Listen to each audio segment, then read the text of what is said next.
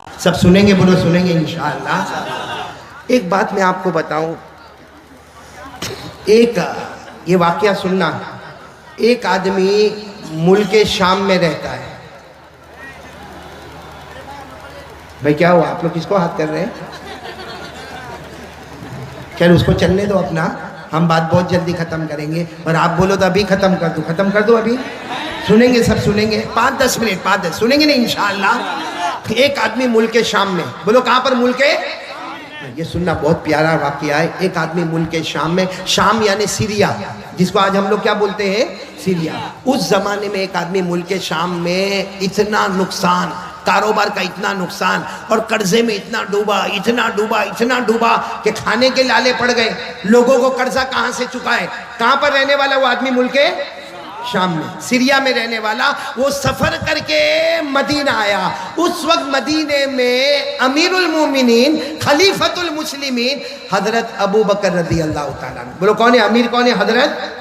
اب وہ ملک شام سے معلوم نہیں اپنے اونٹ پہ بیٹھ کے کتنے دنوں کا، کتنے راتوں کا، کہاں سیریا اور کہاں مدینہ، لیکن وہ آدمی آئے، حضرت ابو بکر کے دروازے پر گئے، اور حضرت ابو بکر کا دروازہ کھٹکھٹایا۔ اس لیے کہ اس وقت سارے مسلمانوں کے بادشاہ کون تھے؟ حضرت ابو بکر۔ تو دروازہ کھٹکھٹایا، حضرت ابو بکر رضی اللہ تعالیٰ عنہ دروازے پر آئے، تو انہوں نے کہا کہ میں کلمہ پڑھنے والا ایک مسلمان ہوں، میں مصطفیٰ کا غلام ہوں، لیکن معاملہ ایسا ہے کہ میں شام سیریا سے آیا ہوں اور بہت نقصان ہو گیا، کاروبار میں بہت نقصان ہو گیا، قرضے میں ڈوب گیا، میرے بیوی بچوں کے کھانے کے لالے پڑے، میں شام سے مدینہ آیا، ابو بکر میری کوئی مدد کر دو، کچھ میرے کو دے دو، میں قرضہ چکا دوں، نیا کاروبار شروع کر دوں، میں بھکاری نہیں، بھیک مانگنے نہیں آیا، صرف اپنے حالات میں مجبور ہو کر میں آیا۔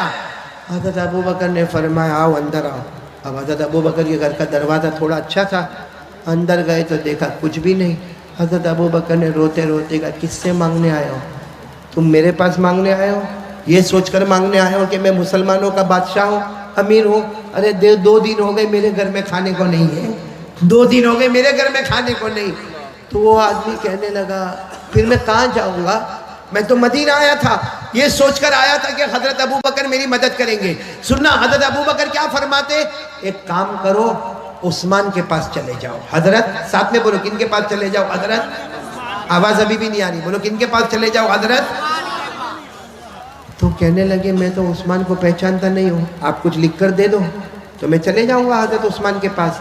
حضرت ابو بکر نے فرمایا میرے لکھنے کی کوئی ضرورت نہیں ہے، بلکہ ان کو کہنا بھی نہیں کہ ابو بکر نے بھیجا ہے، لکھنے کی بھی ضرورت نہیں، اور عثمان کو کہنا بھی نہیں کہ ابو بکر نے بھیجا ہے، صرف جا کر وہاں جا کر اتنا کہہ دینا میں غریب ہوں، مصطفیٰ کا غلام ہوں۔ کوئی بھی مصطفیٰ کا غلام آ جائے، عثمان کی سخاوت شروع ہو جاتی ہے، بولو سبحان اللہ۔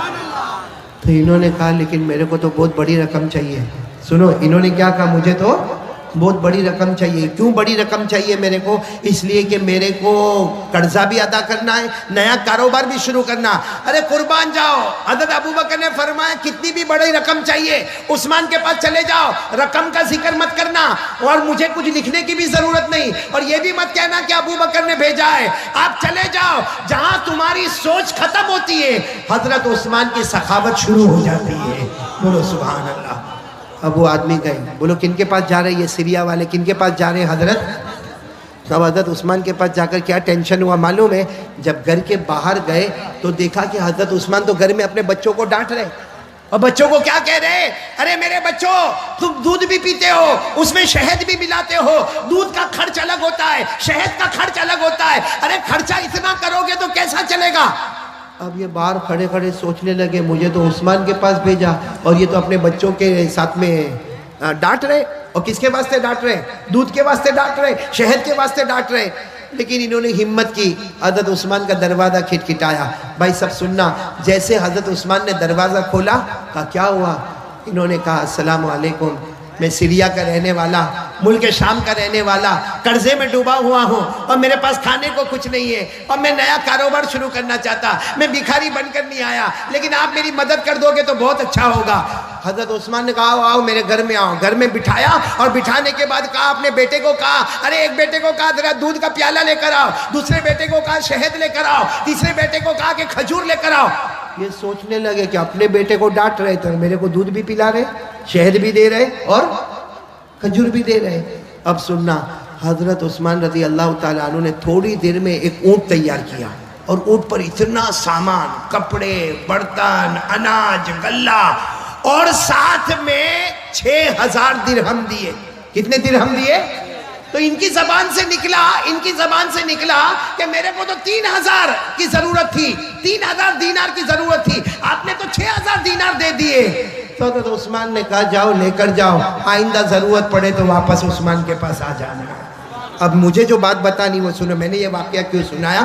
جب وہ جانے لگے تو حضرت عثمان نے کہا کہ جا رہے ہو؟ تو انہوں نے کہا بہت بہت شکریہ، میرے کو تو مل گیا، کپڑے بھی مل گئے، برتن بھی مل گیا، اناج بھی مل گیا، سواری بھی مل گئی، کون میرے کو 6000 دینار بھی مل گئے، میرے کو تو سب مل گیا، میں جا رہا ہوں اور آپ کا بہت بہت شکریہ. تو حضرت عثمان کہتے میرا شکریہ مت ادا کرو، ابو بکر کا شکریہ ادا کرو جنہوں نے تمہیں یہاں بھیجا ہے.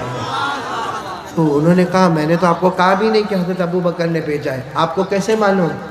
حضرت عثمان نے کہا ہم مصطفیٰ کے غلام ہیں، ان آنکھوں سے کم دیکھتے ہیں، ان آنکھوں سے زیادہ دیکھتے ہیں. ہم ان آنکھوں سے، بصارت سے کم دیکھتے ہیں، ہم دل کی آنکھوں سے دیکھتے ہیں کہ کون کیا سرمایہ لے کر آتا ہے. خیر اچھا میرے کو بتاؤ ایسی سخاوت آج کوئی کرے؟ ارے بولو نا، ہمارے کھڑائی میں کوئی کرے؟ ارے کوئی کرے ایسا ہی؟ آل اوور انڈیا میں جاؤ کوئی ایسی سخاوت کرے؟ نہیں کرے. لیکن ایک بات آپ کو بتاؤں، یہ عثمان اتنی بڑی سخاوت کرنے کے بعد جب حضرت ابو بکر رضی اللہ تعالیٰ عنہ کا انتقال ہو گیا، امیر المومنین کون بن گئے؟ حضرت عمر. حضرت عمر رضی اللہ تعالیٰ عنہ شہید ہو گئے، ان کے بعد میں امیر المومنین کون بنے؟ بہت پیسہ، بہت مال دولت. ارے جب حضرت ابو بکر کے زمانے میں حضرت عثمان کے پاس اتنا مال و دولت تھا، اب تو حضرت عثمان خود امیر المومنین بنے ہیں، سارا بیت المال ان کے پاس میں ہے، ساری زمین کی دولت ان کے پاس میں ہے. لیکن یہی حضرت عثمان، پورا مجمع سن لو، رات کے سناٹے میں قبرستان جاتے تھے. بولو کہاں پر جاتے تھے؟ اور جا کے اتنا روتے تھے، آپ کی داڑھی مبارک سے آنسو کے قطرے ٹپکتے تھے. اور ایک دن نہیں، ہر رات کو جب پورے مدینے میں سناٹا ہو گیا، حضرت عثمان چپ چاپ اپنے گھر سے نکلتے، قبرستان جاتے، اور قبرستان میں داخل ہو کر اتنا روتے کہ آپ کی داڑھی مبارک سے آنسو کے قطرے ٹپکتے. ایک مرتبہ تو کسی نے قبرستان میں ان کو پوچھا کہ عثمان آپ کے سامنے جنت کا تذکیر آتا ہے، آپ اتنا نہیں روتے؟ آپ کے سامنے جہنم کا ہولناک آتا ہے، آپ اتنا نہیں روتے، لیکن قبرستان میں آ کے آپ کیوں روتے؟ سنو پورا مجمع سنو. حضرت عثمان روئے اور روتے فرمایا میں نے میرے نبی صلی اللہ علیہ وسلم کو کہتے ہوئے سنا کہ قبر آخرت کی منزلوں میں پہلی منزل ہے. بولو قبر آخرت کی منزلوں میں. حضرت عثمان نے روتے کہا میرے نبی نے فرمایا کوئی اس میں بچ گیا ہر منزل میں بچ گیا، لیکن کوئی اس میں پکڑا گیا ہر منزل میں پکڑاتا جائے گا. میرے پیاروں یہ پوری بات حدیث پاک میں. بولو یہ پوری بات کہاں پر ہے؟ میں آپ کو حدیث سناتا ہوں. کان عثمان رضی اللہ تعالی عنہ اذا وقف على قبر بكى حتى تبل لحيته فقيل له تذكر الجنة والنار فلا تبكي وتبكي من هذا فقال عثمان رضي الله تعالى عنه سمعت رسول الله صلى الله عليه وسلم يقول ان القبر اول منزل من منازل الآخرة فإن نجا منه فما بعده أيسر منه وإن لم ينجو منه فما بعده اشد من. حضرت عثمان فرماتے میرے نبی نے فرمایا قبر آخرت کی منزلوں میں پہلی منزل. پورا مجمع بولے جو اس میں بچ گیا، بولو جو اس میں بچ گیا وہ قیامت کی ہر منزل میں، اور جو اس میں پکڑا گیا. چلو کون چاہتا ہے کہ قبر میں بچنا ہے اللہ کے عذاب سے؟ بس آخری بات، قبر میں جانا ہے کہ نہیں جانا؟ نہیں. پورا مجمع بولے بھائی جانا کہ نہیں جانا؟ میرے کو بھی جانا ہے، آپ کو بھی جانا، میرے کو بھی مرنا، آپ کو بھی مرنا. ارے میرے پیارو، غسل کا پانی میرا بھی اور آپ کا بھی تیار ہوگا، کفن کا کپڑا میرا اور آپ کا دونوں کا تیار ہوگا.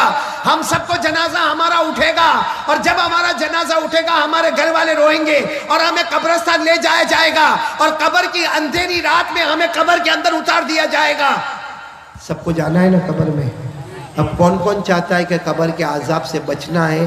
ایک کام اللہ کی قسم، ادھر دیکھو 5 منٹ، ایک کام کے لیے تیار ہو جاؤ. میں اللہ کی قسم سارے علماء کے بیچ میں کھاتا ہوں, ایک کام کر لو, قبر کا عذاب تو دور کی بات, قبر میں آگ کا دھواں بھی ہمارے قریب نہیں آئے گا, بلکہ میں قسم کھاتا ہوں اللہ ہماری قبر کو جنت کا باغ بنائے گا. بولو انشاءاللہ, آمین بولو. اللہ ہماری قبر میں جنت کی خوشبوئیں لائے گا. بولو آمین. اللہ ہمارے قبر میں جنت کا بچھونا بچھائے گا. بولو آمین. اللہ ہمارے قبر کو جنت کے باغوں میں سے ایک باغ بنا دے گا. بولو آمین. ایک کام کرنا پڑے گا, کھڑے والوں اگر آپ تیار ہو تو میں آگے بولوں, کرو گے انشاءاللہ؟ کیونکہ ہمارے نبی کا وعدہ ہے کہ قبر کا عذاب نہیں ہوگا اگر یہ کام کرو گے. تو کون کون تیار ہے؟ ہاتھ اوپر کرے بھائی. تیار ہے تو ہاتھ اوپر رکھے, بولو انشاءاللہ. نہیں میں بات ختم کر رہا ہوں, بولو انشاءاللہ. آواز نہیں آ رہی, بولو انشاءاللہ. کل کی فجر بولو انشاءاللہ. موت کی شام بولو انشاءاللہ. ہماری نماز قضا نہیں ہوگی, بولو ہماری نماز. اور اللہ کی قسم ہمارے نبی کا وعدہ ہے جو نمازی ہوگا اللہ اس کی قبر کو جنت کا باغ بنا دے گا. بولو انشاءاللہ. پڑھیں گے, نماز پڑھیں گے انشاءاللہ. ہاتھ نیچے رکھو, آخری بات سن لو, ہر نمازی جنتی ہے. پڑھیں گے, بولو پڑھیں گے نماز. یہاں بہت سارے بیٹھے ہیں جو نہیں پڑھتے نماز, لیکن آج کھڑے والے اور جہاں جہاں سے لوگ آئے ہیں, آج سب لوگ ایک پکا ارادہ کریں کہ ایک مرد مومن, ہمارے مومن کی زبان اتنی پکی زبان ہے, پہاڑ اپنی جگہ سے ہٹے گا لیکن مومن کی زبان اپنی جگہ سے نہیں ہٹے گی. آج پکا وعدہ کرو کہ انشاءاللہ موت تک ہماری نماز قضا نہیں ہوگی انشاءاللہ. اور میں ایک آخری بات بتا دوں جو آپ سب لوگ میرے ساتھ میں بولیں گے, ہر نمازی جنتی ہوتا ہے. بولو ہر نمازی. آواز نہیں آ رہی ہے, بولو ہر نمازی. قرآن میں لکھا, میرے ساتھ میں پڑھو, اللہ نے فرمایا وَالَّذِينَ هُمْ عَلَى صَلَاتِهِمْ يُحَافِظُونَ أُولَئِكَ فِي جَنَّاتٍ مُكْرَمُونَ. اللہ تعالیٰ فرماتے پیارے پیارے میرے بندے 5 وقت نماز کی پابندی کرے. اللہ فرماتا تم زمین پہ نماز پڑھتے جاؤ گے, آسمانوں پہ جنت کے فیصلے ہوتے جائیں گے. پھر بولو ہر نمازی. اب ساتھ میں یہ بھی بول دو, بے نمازی. اللہ میری اور آپ کی حفاظت فرمائے. پڑھیں گے نا نماز, پڑھیں گے نا انشاءاللہ. آپ کو معلوم ہے بے نمازی کو جو جہنم میں ڈالیں گے نا, میں نے پہلے بھی کلکتہ میں سنایا تھا, سب سے خطرناک جہنم میں بے نمازی جائے گا. ایک کھڑے والوں سنو, جس جہنم میں ابو جہل جائے گا, جس جہنم میں قارون جائے گا, جس جہنم میں فرعون جائے گا, جس جہنم میں حامان جائے گا, ہمارے نبی فرماتے اللہ کی قسم میری امت کا بے نمازی بھی اسی جہنم میں جائے گا. اس لیے میرے پیاروں سب لوگ ارادہ کرو, نماز پڑھیں گے نا انشاءاللہ.